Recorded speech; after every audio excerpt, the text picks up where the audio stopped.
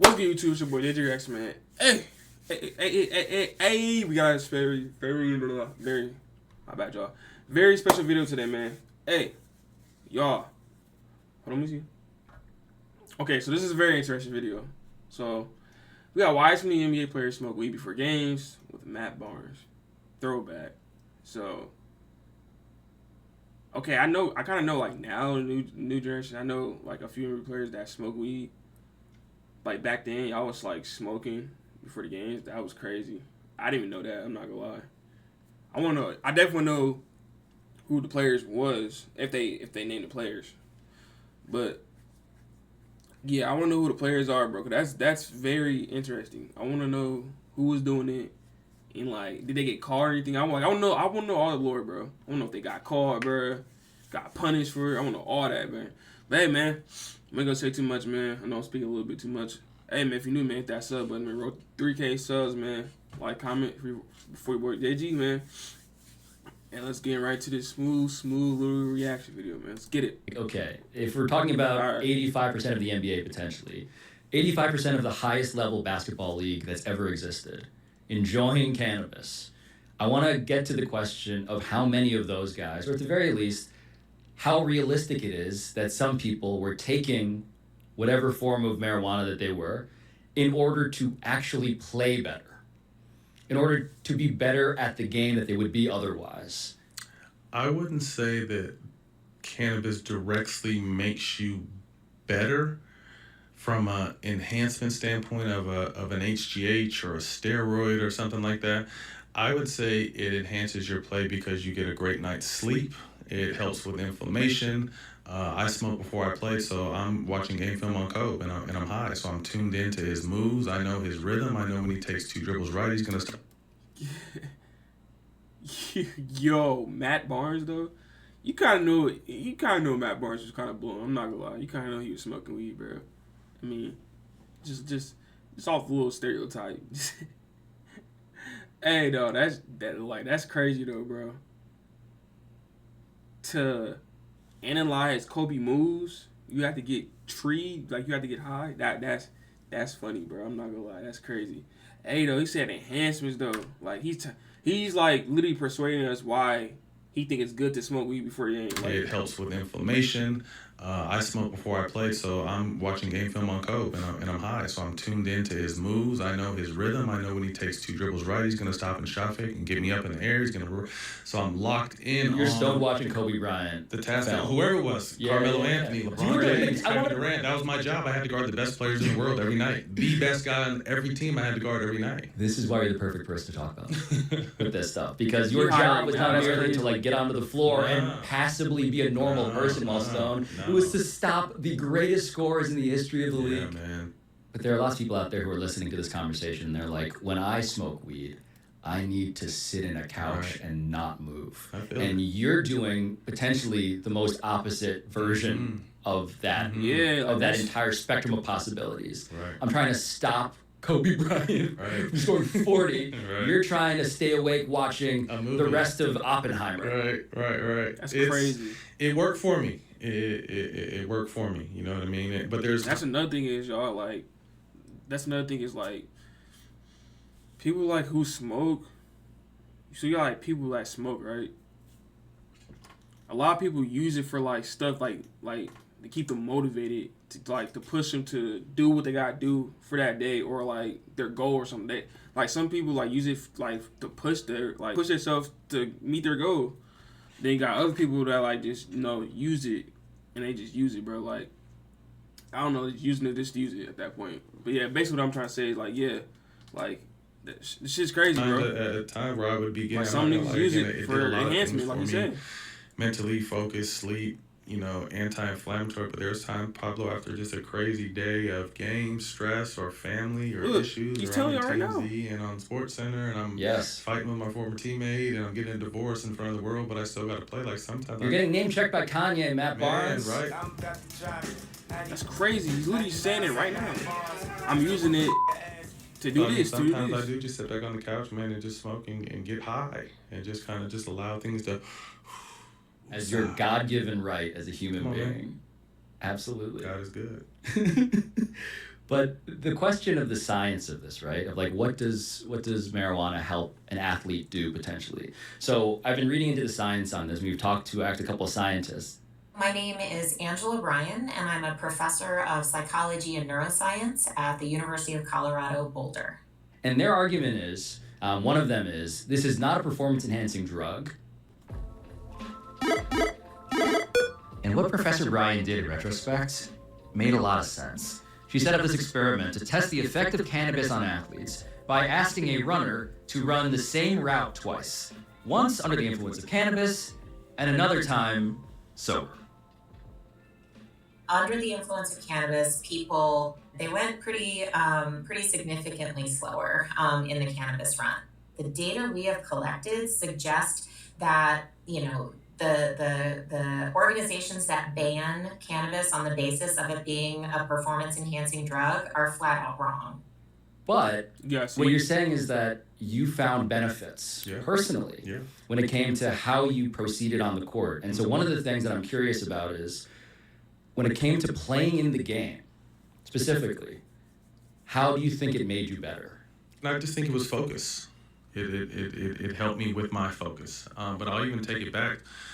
Say we're in LA tonight. I'm playing for Golden State. We're in LA tonight. We play Kobe and the Lakers. And then we have a back-to-back on a TNT game, which means everything's a little bit later.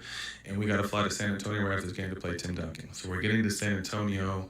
TNT game. It's going to go an hour longer. Everyone's got to do media after. It's going to take an hour and a half, 2 hours to get on the plane and actually in the air to San Antonio. We're not getting to San Antonio until anywhere between 2 and 4 a.m. So some people, it's hard to get off a plane, wake up, get on the bus, and get to your room and go right back to sleep.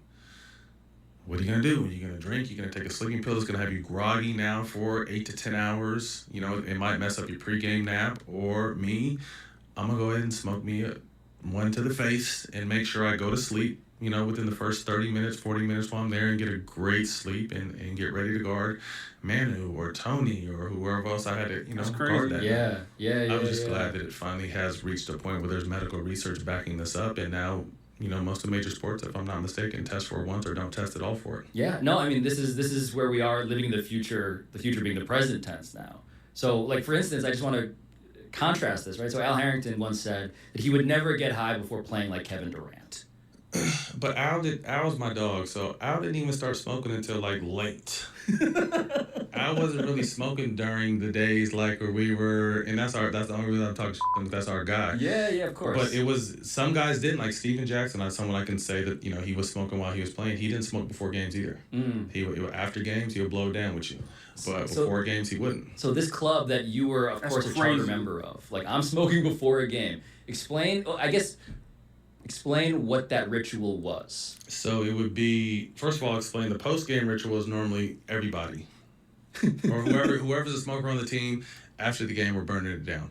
Great. Sometimes watch a game film, sometimes, order some food to the house, kick it, get ready to go out, or whatever the situation may be.